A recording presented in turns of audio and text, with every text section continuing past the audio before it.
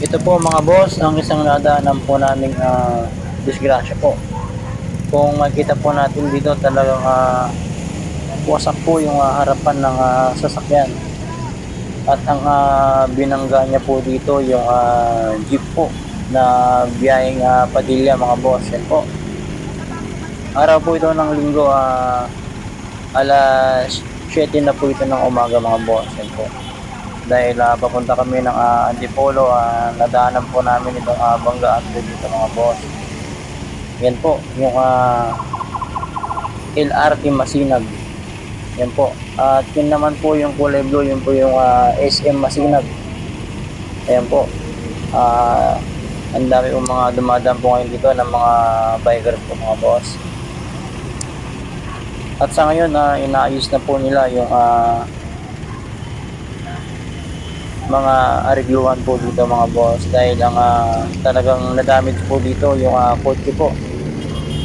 At ang nadamage po dito sa jeep yung pong likod po sa may bandang kaliwa na damage po. Ayan po mga boss yung kaliwa. At yan na po siguro ang babayaran po ng bumangga po na kotse mga boss. Ayan. At andito po yung mga traffic enforcer po. Naghihintay po sila ng investigador mga boss. At kung talaga kung sino ang may kasalanan. Ayan po, kaya lagi pong mag-ingat mga boss sa mga pagmamaneho po. Ayan. Dito po, tuloy po ang diskusyonan po dito mga boss para ariglohin na lang po.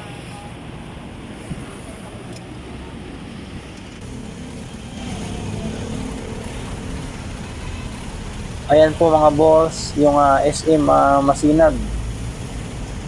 Ayan.